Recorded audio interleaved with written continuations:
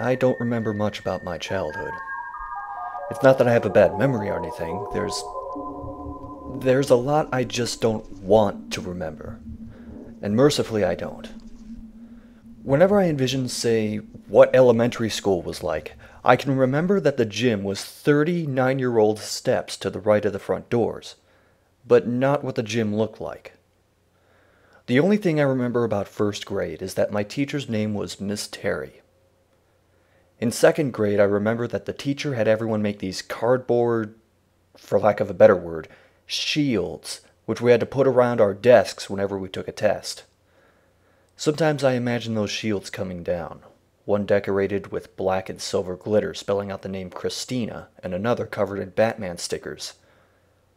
But the kids behind them are amorphous gray blobs with pitchless voices of muffled incoherence, like hearing rain from indoors. Things become less blurred around third grade. I remember the room being right next to the door as we'd go out for recess. I remember, among other things, discovering the game of soccer, my bus driver, speed tests for basic multiplication, and the faces and names of at least half of the class, including the teacher. Unfortunately, one of those kids was Kyle Brenner. I'm not going to pretend I was anything but a classmate with Kyle. I didn't know much about him beyond his name and that he liked the Cleveland Indians. At least I think he did, because whenever I saw him walking out to the bus, he always wore this blue baseball cap with Chief Wahoo on it. If he were a little skinnier and his hair wasn't black, he would have looked just like Macaulay Culkin. I rarely ever heard him talk aside from answering the teacher's questions now and then. He seemed like the typical shy kid who only spoke when spoken to, and only made as many friends as needed to not be labeled a loner. I'm probably wrong, though. I only knew him for about a month. It was the first day of class. The desks were arranged in groups of 4 around the room, each with a name tag scotch-taped to the top of it. Mine was directly under the wall clock, making it a chore to see how much time was left in the day when the teacher's back was turned. There were 2 or 3 empty desks when the bell rang, and Ms. Delaney was leaning over them to mark people absent when Kyle speed walked into the room, clutching a nondescript neon green backpack half as big as he was. Ms. Delaney looked up. "Kyle?" she asked with a smile. He nodded. She pointed to the desk she was looming over, positioned close to the blackboard and on the opposite side of the room as me. I could hear Kyle sigh as he unloaded his backpack and took his seat. The class began with introductions. Specifically, everyone said their name and what they did over the summer. Most of us went on vacation with our families, and by vacation I mean went to a theme park of some sort. 2 kids went to Disney World, another Six Flags, and 3 kids went to Cedar Point. Then it was Kyle's turn.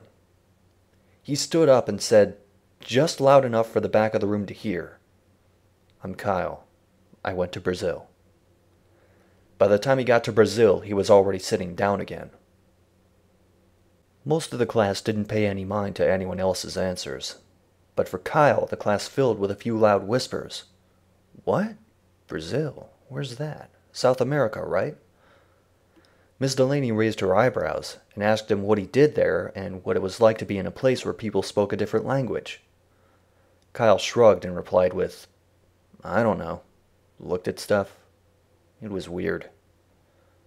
She asked him when he went there. Apparently Kyle and his family were there for about a week, and their flight back landed the night before school started. I could tell from his voice that he was still exhausted and just wanted the questions to stop. Thankfully for him, Miss Delaney moved on to an overview of what our study schedule would be like. The rest of the day is hazy for me. Hell, I barely remember anything about the next couple weeks after that. I just see particular moments from each day, some only a second or 2 long. I don't know when it was, maybe a few days or a week later, but there was some kind of in-class assignment we were working on in groups. I was with Kyle and one other kid. He was making some kind of noise under his breath and tapping the eraser of his pencil against his head. It sounded like a cross between being deep in thought and whining. I figured he was just struggling with whatever it was we were doing and kept working on whatever it was. There's another time where school ended and everyone was walking out of the building to a massive line of buses waiting outside. Mine was number 24, or as the announcement for dismissal called it, Bus 24, the blue bus. I still don't know why they tried color coding a bunch of yellow buses. I spotted my bus near the front of the line and was hauling ass to get a seat with my friends when I saw Kyle standing against the wall. He was staring blankly at each of the buses. He didn't seem upset or confused or anything like that. He just stared at the buses. I thought he might have forgotten what bus he was on, but at the time, getting a coveted seat at the back of the bus took priority. There are other little moments like this which come to mind. At times, Kyle's pencil would drop out of his hand while he was writing something. He'd get called on by Miss Delaney to answer something, but he wouldn't say anything. He'd just clutch the right side of his head. He was doing it so often that whenever he put his hand down, his hair would be pulled back into a cowlick. Sometimes when he walked, one of his legs would lock at the knee and he'd stumble a bit. He was making noises during class, moaning, sometimes crying. In retrospect, I wondered if he was taking painkillers and they wore off as class went on, because this happened a lot. He got sent to the nurse's office the first few times, but eventually the teacher and principal must have thought he was faking whatever it was he was pretending to have. One day, Miss Delaney stopped letting him go to the nurse. I don't remember anything else from the day except what happened in the middle of class. Kyle had asked twice earlier to go see the nurse, but Miss Delaney shot him down both times. His head was down on his desk as she was trying to go over long division problems from a worksheet she handed out earlier. It was around problem number 5, 102 divided by 3, that she tried calling on Kyle. "Kyle," she asked, "what's the first step to solving this problem?" Kyle didn't say anything. He didn't even lift his head. His right hand was clutching it as always, but when Miss Delaney asked him for an answer, his left hand stopped gripping the side of his desk and covered his right as he started to cry.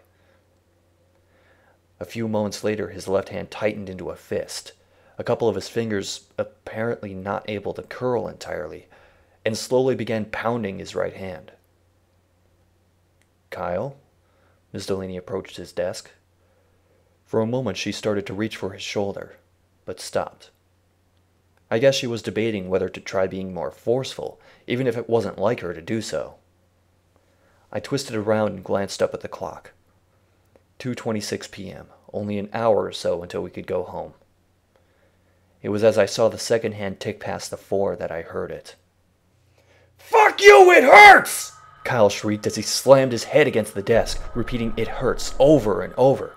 I remember wondering what "fuck you" meant. I hadn't lost my innocence yet, as the students at his group of desks scrambled out of their seats, one of them hiding behind the overhead projector cart.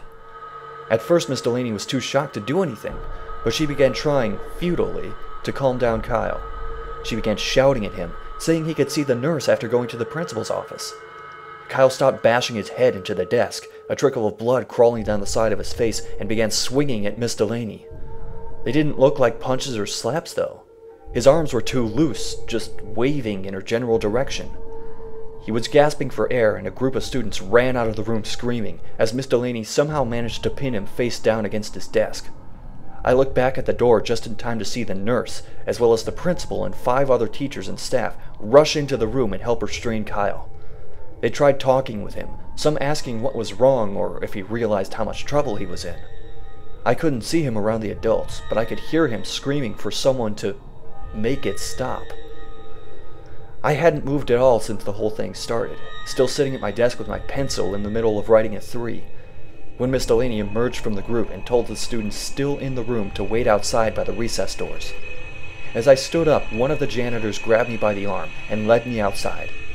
He muttered something about Kyle's parents and the police before shoving me out the door, then trying to push back all the kids who gathered around the door to see what was going on. From that point on, the only thing I remember is being back in class working on the same long division problems, only without Kyle and a couple of students from his group of desks. I don't remember how they got him out of the room, or when Miss Delaney finally tore the name tag off his desk and replaced it with some other kid who moved into the neighborhood. No one knew what happened to him, or if the adults did, they never told any of us. Years later, I made it to college, Cornell University, majoring in entomology. I may have learned more in that program my freshman year than I did in 12 years of public school. Specifically, there was a second-level class devoted largely to the study of parasites and parasitic behavior. The professor spoke at particular length one day about flies in the Ostridae family, commonly known as botflies. Their reproduction cycle relies on the eggs being dropped on a host, typically a large mammal, whose natural body heat causes the egg to hatch. The larva then burrows into the animal's skin, where it grows and matures for weeks, feeding on whatever tissue it finds before dropping out of the host. He then showed the medical reports of a couple unique botfly infestations. There were photos to go with them, unfortunately. Two in particular stick out in my mind. One, the first case he showed the class, was of a boy who had a botfly larva burrow into the tissue around his eye. The boy was taken to a hospital where it was removed safely and with relative ease. The second was of a botfly larva that somehow managed to embed itself into the frontal lobe of another boy's brain. Because of where the larva was located, not only could it not drop out of its host, but it wasn't found until it had devoured roughly a baseball-sized chunk of the kid's brain over the course of about 6 weeks, eventually killing the kid. He made sure to show us a blown-up old photo of the aftermath. The bloated botfly larva resting in a massive hole in the frontal lobe of the right hemisphere. The names were removed from the photos and reports we read, but I approached the professor after class asking about the latter of the two. He told me the boys' identities weren't available, as one of the conditions for the use of the reports was the confidentiality of the children involved. He asked why I was so curious about the second case in particular. I don't remember what exactly I told him. All I know is I didn't ask if the second kid's name was Kyle Brenner. I didn't think I had to. The botflies known for reproducing via human hosts live in warm, damp climates.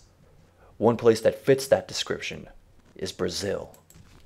The part of the brain where the larva was found controlled several things, including uncertainty, basic motor functions, and self-control.